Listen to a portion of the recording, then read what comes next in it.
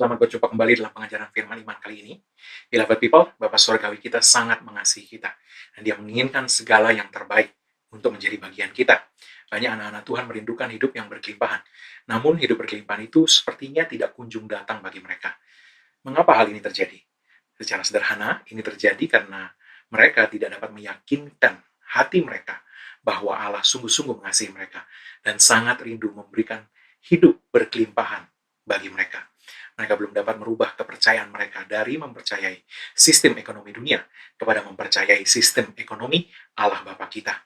Ya, kita memang harus bekerja, tetapi bukan kerja kita yang akan menyebabkan kemakmuran terjadi, tetapi sistem ekonomi kerajaan Allah yang mengalirkan suplai supranatural dari Bapa Surgawi kita. Itulah yang akan menyebabkan hidup kita mengalami kelimpahan dan kesuksesan. Filipi 4 ayat 19 mengatakan, Allahku akan memenuhi segala keperluanmu menurut kekayaan dan kemuliaannya dalam Kristus Yesus. Ulangan 8 ayat 18 mengatakan, tetapi haruslah engkau ingat kepada Tuhan Allahmu, sebab dialah yang memberikan kepadamu kekuatan untuk memperoleh kekayaan. Dalam bahasa Inggris, the power to get wealth. Power to get wealth. Dengan maksud meneguhkan perjanjian yang diikrarkannya dengan sumpah kepada nenek moyangmu seperti sekarang ini. Kita perlu menyadari bahwa kelimpahan dan kesuksesan dimulai dari iman dan pikiran kita. Sama seperti segala hal yang lain dalam kerajaan Allah. Untuk hati kita dapat menerima kebenaran yang ditunjukkan Tuhan dalam firman-Nya mengenai dirinya, kasihnya, perhatiannya, dan keinginannya untuk turut campur dalam hidup kita dan memenuhi kebutuhan kita, sehingga hati kita dapat terbuka untuk mengizinkan Dia bertindak sesuai kerinduannya itu. Itulah kunci untuk mengalami hidup berkelimpahan yang telah disediakan Tuhan bagi kita jauh sebelumnya. Yohanes 10 ayat 10 mengatakan pencuri datang hanya untuk mencuri dan membunuh dan membinasakan. Aku datang supaya mereka mempunyai hidup dan mempunyainya dalam segala kelimpahan. Bapak Ibu saudara dikasih Tuhan mengetahui ayat ini tidak sama dengan membuka hati kita untuk sungguh-sungguh mempercayai hal ini dan mengizinkan Tuhan melakukan kepada kita secara pribadi, membuat hal ini terjadi dalam hidup kita. Banyak orang termasuk anak-anak Tuhan memiliki opini bahwa untuk mencapai kesuksesan mereka harus terlebih dahulu memiliki ijazah pendidikan yang sedemikian, kualifikasi profesional yang begini atau begitu, jenis pekerjaan yang seperti ini atau itu, dan bertahun-tahun kerja keras banting tulang terlebih dahulu.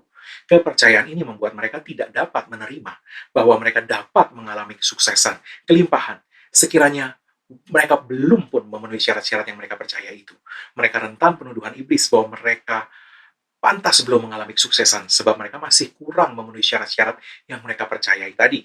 Tanpa sadar, mereka mempercayai bahwa kelimpahan dan kesuksesan dimulai dari kekuatan daging mereka, hasil usaha mereka. Dan dengan demikian mereka tidak dapat melihat bahwa kelimpahan dan kesuksesan sebenarnya dimulai dari penerimaan mereka akan perkataan Tuhan, kasih Tuhan, kerinduan Tuhan untuk menjadikan mereka makmur dan sukses. Menerima dan mempercayai kebenaran mengenai kasih Bapa dan kerinduannya untuk menjadikan kita berkelimpahan adalah awal dari kesuksesan dan kelimpahan. Ingat ulangan 8 ayat 18 tadi mengatakan, tetapi haruslah engkau ingat kepada Tuhan Allahmu, sebab dialah yang memberikan kepadamu kekuatan untuk memperoleh kekayaan, dengan maksud meneguhkan perjanjian yang diikrarkannya dengan sumpah kepada nenek moyangmu seperti sekarang ini. Orang-orang ini tidak bisa menerima bahwa Tuhan bisa memberikan kepada mereka kelimpahan tanpa susah payah yang dipercaya dunia sebagai kunci hidup berkelimpahan.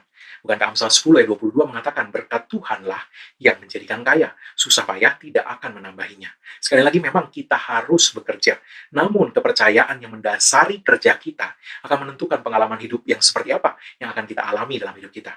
Dunia dan roh kemiskinan yang bekerja di dalamnya ingin agar kita mempercayai bahwa ada proses natural, menabur, menuai, mengumpulkan, disertai dengan menunggu, bersusah payah, dan disertai juga dengan stres sebelum akhirnya kehidupan yang berkelimpahan itu dapat datang. Tapi Tuhan sesungguhnya mengatakan kepada kita, umatku tidak perlu hidup mengikuti proses natural ini untuk mengalami kehidupan yang baik yang sudah aku sediakan bagi mereka. Sebab mereka tidak ada di bawah sistem ekonomi dunia. Mereka adalah warga negara kerajaan sorga, dan mereka dapat menikmati operasi sistem ekonomi kerajaan sorga, menikmati kehidupan di bawah sistem ekonomi kerajaan sorga, dan melihat aku memberikan kepada mereka hidup berkelimpahan itu segera dalam hidup mereka. Yesus mengatakan dalam Matius 6 ayat 26, pandanglah burung-burung di langit yang tidak menabur dan tidak menuai dan tidak mengumpulkan bekal dalam lumbung, namun diberi makan oleh Bapamu yang di sorga. Bukankah kamu jauh melebihi burung-burung itu? Burung-burungkah yang sedang Yesus bicarakan? Bukan. Yesus sedang berbicara mengenai kita, orang percaya, anak-anak Allah, dan segala kebutuhan hidup kita. Dengan jalan yang sama seperti Tuhan memberi makan burung-burung yang tidak menjalani sistem ekonomi menabur, menuai, mengumpulkan yang dipercaya dunia, Tuhan mau dan pasti akan bahkan lebih banyak lagi memberkati, menyediakan untuk kita anak-anaknya. Perkataan Yesus, bukankah kamu jauh melebihi burung-burung itu?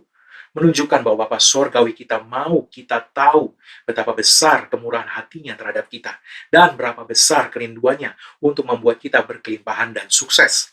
Dia mau hati kita dapat berubah pikiran, terbuka, dan dapat menerima bahwa seperti itulah dirinya yang sebenarnya. Dibebaskan dari rasa bersalah dan dakwaan iblis, sehingga hati kita dapat menerima bahwa Bapa Sorgawi kita sungguh ingin menjadikan kita makmur, bukan atas dasar kesempurnaan kita, tapi atas dasar kebaikan hatinya, serta kasih sayangnya kepada kita, sehingga hati kita dapat dibebaskan dari penjara penuduhan roh kekurangan, dan dapat bebas mengimani bahwa Bapa Sorgawi kita memang sebaik itu, Dia memang mencintai kita sebesar itu, untuk menyediakan segala sesuatunya bagi kita, menurut kekayaan dan kemuliaannya di sorga. Untuk bisa menerima. Yes, Jesus love me. Yes, Jesus love me. Yes, Jesus love me. The Bible tells me so. Sehingga hati kita berhenti mendakwa diri kita sendiri dan mulai mengizinkan Bapa menunjukkan kasih sayang dan cintanya kepada kita dengan menyediakan segala kebutuhan kita dan memberkati kita dengan limpahnya. 1 Korintus 2 ayat 9 mengatakan, tetapi seperti ada tertulis, apa yang tidak pernah dilihat oleh mata, dan tidak pernah didengar oleh telinga, dan yang tidak pernah timbul dalam hati manusia, semua yang disediakan Allah untuk mereka yang mengasihi Dia. Mempercayai bahwa Allah Bapa sungguh sangat mengasihi kita, benar-benar mempercayai bahwa Dia sangat mengasihi kita, tanpa ada kecurigaan bahwa Dia akan menghukum kita karena ketidaksempurnaan kita. Itu adalah awal kita dapat mengasihi Tuhan dengan segenap hati kita. Tidak ada kasih yang sejati di mana ada kecurigaan. 1 Yohanes 4 ayat 18 mengatakan, di dalam kasih tidak ada ketakutan. Kasih yang sempurna melenyapkan ketakutan. Sebab ketakutan mengandung hukuman, dan barang siapa takut, ia tidak sempurna di dalam kasih.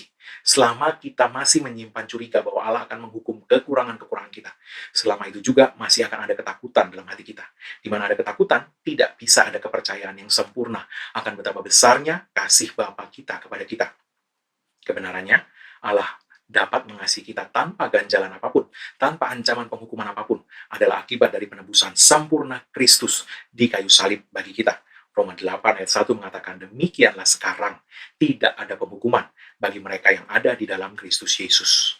Selama masih ada kecurigaan bahwa Allah menahan berkatnya dari kita karena kita belum sempurna, masih ada kekurangan dan kehilafan. Selama masih ada kecurigaan bahwa Allah akan mendatangkan penghukuman kepada kita karena kekurangan-kekurangan kita, selama itu juga kita tidak akan dapat mempercayai bahwa Allah sungguh-sungguh mengasihi kita sepenuhnya. Dan selama itu juga kita tidak akan dapat mengasihi Allah dengan sepenuh hati. Mengapa? Sebab 1 Yohanes 4 ayat 10 mengatakan, inilah kasih itu, bukan kita yang telah mengasihi Allah, tetapi Allah yang telah mengasihi kita dan yang telah mengutus anaknya sebagai pendamaian bagi dosa-dosa kita. Jadi dimulai dari kasih Allah yang kita terima, mempercayai kasih itu. Itulah yang kemudian memampukan kita untuk mengasihi Allah. Untuk seseorang dapat mengasihi Allah, orang itu harus terlebih dahulu dapat mempercayai bahwa Allah sungguh-sungguh mengasihi dirinya.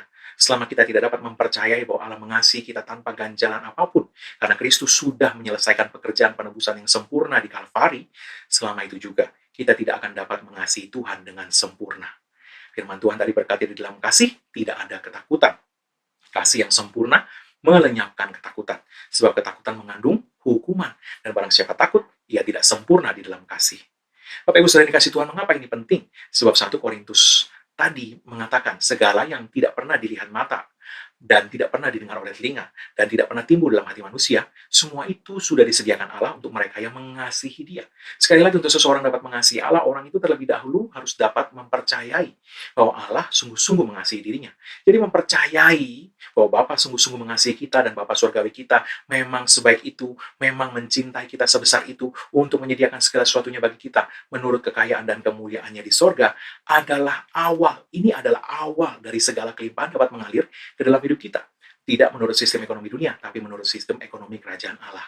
Hanya dengan percaya yang benar itulah hati kita dapat lepas bebas membiarkan Allah memberkati kita sebebas-bebasnya, tanpa ganjalan rasa bersalah yang tanpa sadar akan membuat hati kita mendakwa diri kita sendiri sebagai orang yang tidak layak diberkati. Dan ini kemudian tanpa sadar akan menyebabkan hati kita tidak dapat mengimani bahwa Allah dapat dan akan pasti memberkati kita serta membuat kita berkelimpahan sebagaimana Dia lakukan itu bagi burung-burung yang tidak menabur menuai dan mengumpulkan menurut sistem ekonomi dunia, dan bahkan memberkati kita jauh melebihi burung-burung itu. Bapak Ibu Saudara yang kasih Tuhan, Tuhan mau kita tahu dan terlebih lagi percaya bahwa sebagai anak-anak Allah, warga negara kerajaan Allah, keuangan kita tidak berada di bawah sistem ekonomi dunia.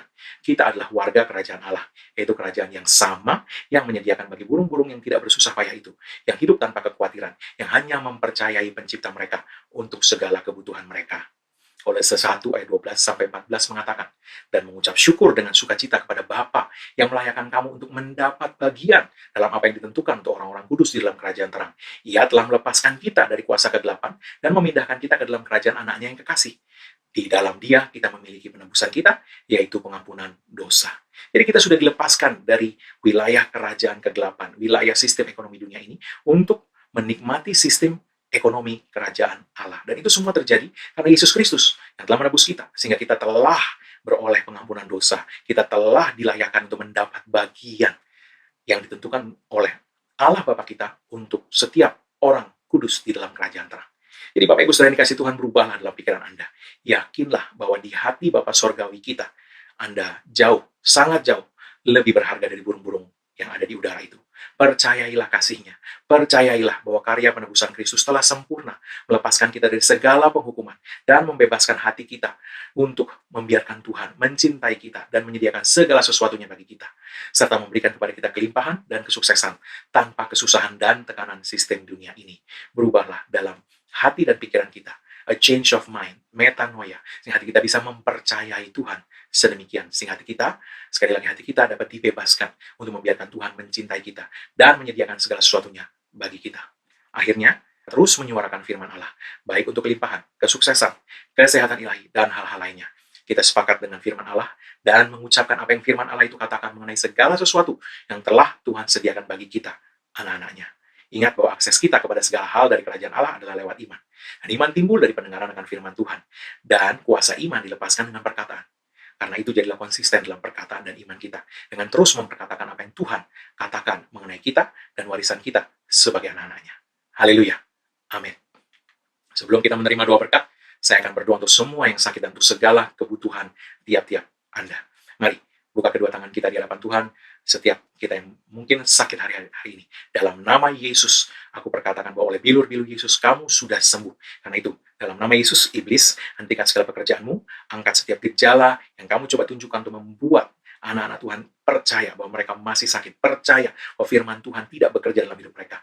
Angkat semua gejala itu dan pergi menyingkir dari tiap-tiap orang. Dalam nama Yesus, aku perkatakan kesehatan ilahi yang sempurna, kesembuhan sempurna, pemulihan sempurna. Dalam nama Yesus, aku hancurkan pekerjaan roh sakit penyakit dari hidup tiap-tiap orang. Dalam nama Yesus, jadilah sembuh. Karena ada tertulis oleh bilur-bilur Yesus, engkau telah sembuh. Dalam nama Yesus, aku perintahkan ini. Amin. Haleluya. Bagi Anda yang memiliki kebutuhan apapun yang mungkin Anda rindukan hari-hari ini, mari sekali lagi buka kedua tanganmu. Dalam nama Yesus, sesuai dengan apa yang tertulis, Allahku memenuhi segala kebutuhanmu menurut kekayaan dan kemuliaannya dalam Kristus Yesus. Karena itu, dalam nama Yesus, iblis hentikan segala pekerjaanmu mencuri dari hidup umat Tuhan ini. Dan dalam nama Yesus, malaikat-malaikat Tuhan, pastikan bahwa segala suplai supranatural surga yang dibutuhkan oleh setiap orang sampai kepada mereka dalam nama Yesus. Allahku memenuhi segala kebutuhanmu, tidak menurut kekuatanmu, sumber dayamu, tidak menurut sistem ekonomi dunia, tapi menurut kekayaan dan kemuliaannya dalam Kristus Yesus. Dalam nama Yesus, jadilah berkelimpahan. Amin. Kita akan menerima doa berkat. Mari sekali lagi angkat kedua tangan kita di hadapan Tuhan dalam nama Yesus. Karena apa Yesus Kristus telah kerjakan bagi kita di kayu salib karena curahan darahnya, karena penebusannya sempurna. Maka sekarang tidak lagi penghukuman bagi setiap orang yang ada dalam Kristus Yesus. Engkau telah ditebus dan harganya telah dibayar lunas. Oleh sebab itu tidak ada lagi kutuk berlaku dalam hidupmu. Yang ada hanyalah berkat Tuhan tercurah berlimpah-limpah, memberkati engkau dalam segala hal. Oleh berkat Tuhan itu engkau naik terus tidak turun, kau jadi kepala bukan ekor. Dan apa yang disentuh tanganmu dibuat Tuhan berhasil. Dengan panjang umur Tuhan mengenyangkan engkau, dan Tuhan memperlihatkan padamu keselamatan daripadanya. Umurmu minimal 120 tahun dan dipenuhi dengan hari-hari yang baik dari Tuhan dalam nama Yesus. Tidak ada yang jahat mendekat kepadamu dan tidak ada tulah mendekat kepada kemah kediamanmu, sebab tempat perlindunganmu dan kubu pertahananmu Allahmu yang kau percayai. Dalam nama Yesus semua yang diberkati Tuhan. Katakan amin.